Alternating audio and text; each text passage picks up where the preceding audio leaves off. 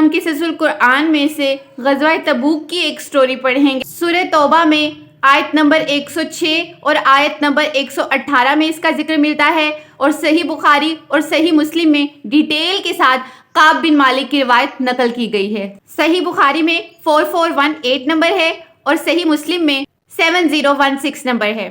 غزوہ تبوک Roman umpires کے against تھی اور یہ سخت آزمائش کا ٹائم تھا۔ سخت آزمائش اس طرح کہ ایک تو وہ بہت گرمی کا سفر تھا، صحرا میں طویل سفر کرنا، اور وہ بھی اس طرح ایک اونٹ کو بہت سے صحابہ کرام نے آپس میں شیئر کرنا تھا، اور دوسری مین وجہ یہ تھی کہ اس وقت کھجور کے باغات پک کر تیار ہو چکے تھے اور کھجوریں اتارنے کا ٹائم تھا، اور جب باغ پک کر تیار ہو جائے جو آپ کے پورے سال کی پروفٹ دے رہا ہو، پورے سال کی انکم کا ریسورس ہو، آپ کو اس ٹائم پر کسی جنگ میں شرکت کرنی پڑ جائے، اس وقت آپ کو نظر آ رہا ہو کہ آپ کے سال بھر کا منافع ضائع جائے گا، اس وقت کسی جنگ میں شرکت کرنا ایک سخت آزمائش کا ٹائم تھا۔ کعب بن مالک رضی اللہ تعالیٰ عنہ ایک صحابی تھے، صحت مند اور توانا تھے، اور اس وقت ان کے پاس سواری کا انتظام بھی تھا۔ نبی محمد صلی اللہ علیہ وآلہ وسلم نے جنگ کی تیاری کا کہہ دیا، تمام لوگ جنگ کی تیاری میں مصروف ہو گئے، سواری کا انتظام کرنے لگے اور باقی تیاریاں شروع ہو گئی، زور و شور سے سب کچھ جاری تھا۔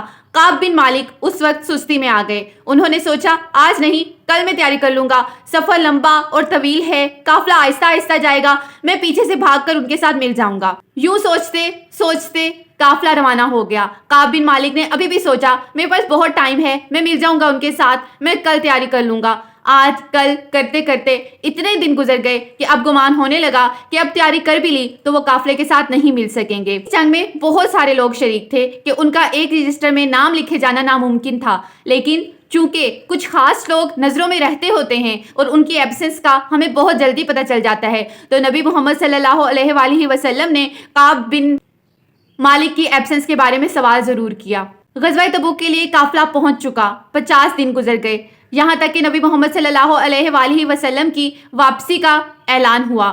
نبی محمد صلی اللہ علیہ وآلہ وسلم کی آمد کا سن کر کعب بن مالک پریشان ہوئے کہ آخر اب وہ نبی محمد صلی اللہ علیہ وآلہ وسلم کا سامنا کیسے کریں گے۔ جو لوگ غزوہ تبوک میں شامل نہیں ہو سکے تھے ان میں سے 2 صحابی اور بھی تھے، ایک حلال بن امیہ اور مرارہ بن ربی۔ ان 3 صحابی کے علاوہ کچھ منافقین تھے جو جنگ میں شریک نہیں ہو سکے تھے، اور کچھ بزرگ لوگ تھے، کچھ معذور لوگ تھے، اور کچھ مالی طور پہ اتنے کمزور تھے کہ وہ غزوہ میں شرکت نہیں کر سکتے تھے، لیکن ان کی نیت کا اجر اللہ تعالیٰ کے ہاں محفوظ ہوا، کیونکہ وہ روئے تھے کہ وہ غزوہ میں شرکت نہیں کر سکتے اپنی کچھ شرعی ڈسیبلٹیز کی وجہ سے۔ جب نبی محمد صلی اللہ علیہ وآلہ وسلم واپس آئے تو 80 منافقین ایسے تھے جنہوں نے نبی صلی اللہ علیہ وآلہ وسلم کی خدمت میں حاضری دی، انہیں اپنے جھوٹے ہیلے بہانے بتائے کہ وہ کیوں نہیں جنگ میں شرکت کر سکے۔ اب نبی محمد صلی اللہ علیہ وآلہ وسلم پر واضح تھا کہ یہ منافقین ہیں، لیکن نبی محمد صلی اللہ علیہ وآلہ وسلم نے پھر بھی ان کے بارے میں مغفرت کی دعا فرمائی۔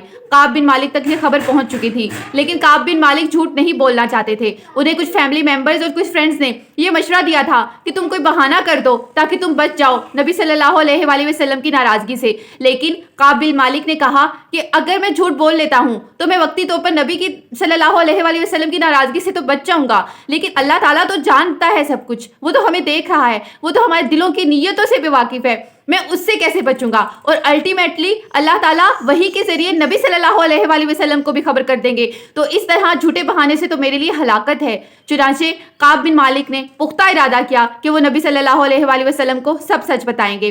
پھر ایسے ہی ہوا، کعب بن مالک نبی محمد صلی اللہ علیہ وآلہ وسلم کی خدمت میں حاضر ہوئے اور کہا، اے اللہ کے رسول، مجھے کوئی عذر نہیں تھا، میں توانا تھا، لیکن مجھ سے سستی ہو گئی۔ تو نبی صلی اللہ علیہ وآلہ وسلم نے کہا، جاؤ یہاں تک کہ اللہ تعالیٰ تمہارے لیے خود کوئی فیصلہ فرما دیں۔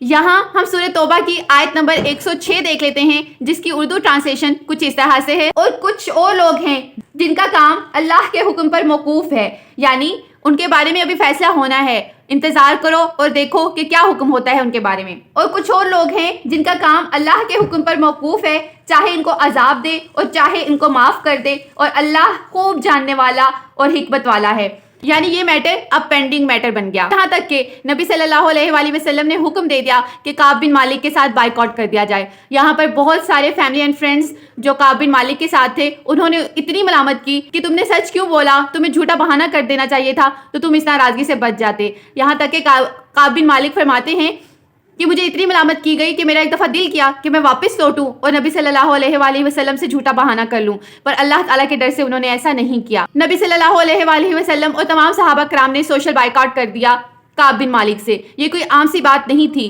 یہ بہت ٹیزنگ بات تھی۔ کسی بھی امر کے لیے اس سے بڑی سزا نہیں ہو سکتی تھی، کیونکہ کعب بن مالک نبی صلی اللہ علیہ وآلہ وسلم کے بہت کلوز تھے، وہ ان کی ناراضگی برداشت نہیں کر سکتے تھے۔ کعب بن مالک فرماتے ہیں کہ میں مسجد میں جاتا، ان سے سلام کرتا، لیکن نبی صلی اللہ علیہ وآلہ وسلم کے ہونٹ جواب کے لیے نہ ہلتے۔ مجھے ایسے محسوس ہوتا کہ نبی صلی اللہ علیہ وآلہ وسلم میری طرف دیکھ رہے ہیں، لیکن جب میں ان کی طرف دیکھتا تو وہ اپنا رخ انور پھیر لیتے۔ کعب بن مالک کے لیے یہ فیز کتنا مشکل رہا ہوگا۔ تمام صحابہ کرام نے کعب بن مالک کے ساتھ بولنا چھوڑ دیا، اور 40 دن بعد کعب بن مالک کو یہ حکم بھی ہوا کہ وہ اپنی بیوی سے علیحدگی اختیار کر دیں۔ طلاق کا نہیں کہا گیا، لیکن بیوی سے علیحدگی اختیار کرنے کا کہا گیا۔ اتنے سخت حالات میں جب سوشل بائیکاٹ ہو چکا ہو، آپ کے ساتھ کوئی بھی نہ ہو، آپ کے فرینڈز بھی نہ ہوں، اور اتنی معزز ہستی جو اللہ تعالیٰ کا پیغام پہنچا رہی ہو وہ بھی آپ کے سلام کا جواب نہ دے، تو کتنی تکلیف دہ زندگی رہی ہوگی۔ کعب بن مالک کہتے ہیں ان کا دم گھٹتا تھا، ان کے لیے زمین تنگ ہو گئی تھی، اور یہی سین باقی 2 صحابہ کے ساتھ بھی ہوا، حلال بن امیہ اور مرارہ بن ربی، اور ان دونوں اصحاب کو اصحاب بدر بھی کہا جاتا ہے کیونکہ انہوں نے غزوہ بدر میں بھی شرکت کی تھی۔ اس دوران رومن امپائر کی طرف سے کعب بن مالک کو ایک خط بھی موصول ہوا جس میں لکھا گیا تھا کہ نبی صلی اللہ علیہ وآلہ وسلم اس کے ساتھ بہت برا سلوک کر رہے ہیں، وہ چاہے تو رومن امپائر کی طرف آ جائے۔ ایک غلطی جس پر کعب بن مالک شرمندہ بھی ہیں، لیکن اس کی سزا دنیا میں ہی دی جا رہی، ان کو اور پیور کیا جا رہا ہے، آزمائش پر ایک اور آزمائش لا کر۔ سوشل بائیکاٹ کیا جا چکا ہے، لیکن اس دوران بھی انہوں نے اس آفر کو ٹھکرا دیا اور اس خط کو تندور میں جلا دیا۔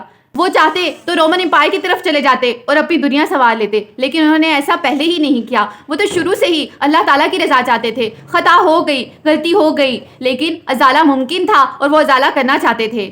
جب پورے 50 دن گزر گئے تب ایک شخص نے پہاڑ پر جا کر تکبیر کے ساتھ اعلان کیا، اے کعب بن مالک تمہاری توبہ قبول ہو گئی۔ ہم سورہ توبہ کی آیت نمبر 118 دیکھتے ہیں، اور ان تینوں پر بھی جن کا معاملہ ملتوی کیا گیا تھا، یہاں تک کہ جب انہیں زمین باوجود فراخی کے ان پر تنگ ہو گئی اور ان کی جانیں بھی ان پر 2 بر ہو گئیں، ان پر تنگ ہو گئیں، اور انہوں نے جان لیا کہ اللہ کے ہاتھ سے خود اللہ کے سوا بھی کوئی پناہ نہیں، پھر اللہ نے ان پر مہربانی کی تاکہ توبہ کریں۔ بے شک اللہ توبہ قبول کرنے والا، مسلسل رحم فرمانے والا ہے۔ اور ایک بائیکاٹ جو اللہ تعالیٰ کے لیے تھا، اللہ تعالیٰ کے حکم سے ختم ہو گیا۔ کوئی بھی انسان خطاؤں سے مستثنا نہیں، کسی بھی انسان سے غلطی ہو سکتی ہے، چاہے وہ انبیاء ہوں، چاہے وہ ولی اللہ ہوں، چاہے وہ صحابہ کرام ہوں۔ یہاں پر 3 صحابہ کا ذکر ہوا جن سے غلطی ہوئی، تھوڑی سی سستی ہوئی، اور جس کی وجہ سے انہیں 50 دن کی سزا بھگتنا پڑی۔ یہ سزا انہیں دنیا میں کیوں ملی؟ کیونکہ اللہ تعالیٰ اپنے نیک بندوں کو پیور کر دینا چاہتے ہیں۔ ان کی سزا ان کو دنیا میں مل جائے تو قیامت کے دن وہ اللہ تعالیٰ کے پاس پاک صاف ہو کر پہنچیں گے اور جنت میں جائیں گے۔ دوسری بات ہم نے یہاں یہ سیکھی کہ انسان اور شیطان میں بیسک بس یہی فرق توبہ کا ہے کہ انسان اگر غلطی کر کے اس پر اڑے نہ، توبہ استغفار کر لے تو اللہ تعالیٰ معاف فرماتے ہیں اور اس پر رحم کرتے ہیں، لیکن اگر انسان توبہ نہ کرے، غلطی پر اڑ جائے تو وہ شیطان بن جاتا ہے اور جہنم کا مستحق ٹھہرتا ہے۔ یہاں پر ہم نے یہ بھی سیکھا کہ ہمیں اللہ کے لیے دشمنی اور اللہ کے لیے ہی دوستی کرنی ہے۔ صحابہ کرام کعب بن مالک سے ہمدردی رکھتے تھے، لیکن بائیکاٹ کا آرڈر آنے کے بعد کوئی بھی ان کو سلام کا جواب تک نہ دیتے تھے، ان کی کسی بات کا جواب نہیں دیتے تھے۔ ان تینوں صحابہ کرام کو اللہ تعالیٰ نے سچ کی وجہ سے نوازا، سچ بولنے کی برکت تھی کہ ان کے لیے قرآن پاک میں بھی آیات اتر آئیں۔ 80 لوگ وہ تھے جنہوں نے وقتی طور پر نبی صلی اللہ علیہ وآلہ وسلم کے سامنے جھوٹا بہانہ کر دیا، لیکن ان 3 لوگوں نے سچ بولا، اللہ تعالیٰ سے ڈرے کیونکہ یہ جانتے تھے کہ اللہ تعالیٰ ان کے اندر سے بھی واقف ہے۔ تو سچ بولنا انسان کو نجات کی طرف لے جاتا ہے۔ سچ وقتی طور پر ہو سکتا ہے آپ کو تکلیف دہ حالات سے سامنا کروائے، لیکن ابدی طور پر نہیں، اس کے آخر کار آپ کو اچھے ریزلٹس ہی ملیں گے۔ اور جو سب سے مین بات ہمیں اس واقعے سے سیکھنے کو ملتی ہے وہ یہ ہے کہ 3 صحابہ جو باقی غزوات میں شرکت کر چکے تھے لیکن ایک غزوہ میں سستی کی وجہ سے شرکت نہیں کر سکے، تو انہیں 50 دن کا بائیکاٹ سہنا پڑا، زمین ان پر تنگ کر دی گئی، ان کو کس کس طرح کے حالات کا سامنا کرنا پڑا۔ کیا ہمارے ساتھ یہ سب کچھ تو نہیں ہو رہا؟ ہم تو ایٹامک پاور ہیں، ہمارے پاس ایٹمی طاقت ہے، اس کے باوجود ہمارے مسلم بہن بھائی پوری دنیا میں ذلیل و رسوا ہو رہے ہیں، کھانے کی طرح دسترخوان پر پیش کیے جا رہے ہیں، بہنوں کی عصمت دری ہو رہی ہے، ہم نے اپنی خود بیٹیاں دشمنوں کے حوالے کر دی ہوئی ہیں۔ کیا ان کا سوال ہم سے نہیں ہوگا کہ ہم نے ان کی خاطر کیا کیا؟ ہمارے پاس سب کچھ تھا، آزادی تھی، بولنے کی آزادی تھی, کچھ کرنے کی آزادی تھی, پھر بھی ہم ایمان کے سب سے نچلے لیول پہ رہے. ہم نے صرف دل سے برا جانا, اور کئی لوگوں نے تو دل سے بھی برا نہیں جانا, الٹا ان سب کے اگینسٹ بولے کہ نہیں, وہ تو اپنے کیے کی سزا بھگت رہے ہیں. غلامی کی زنجیروں کو توڑ دیں, رزق کی فکر کو چھوڑ دیں. رزق اللہ نے دینا ہے, اپنی محنت کریں, لیکن اس سازش کو پہچانیں جس سازش کے تحت ہمیں بیسک نیڈز میں اتنا الجھایا جا رہا ہے کہ ہم دب کر رہ جائیں اور غلامی کی زنجیروں میں جکڑے رہ جائیں.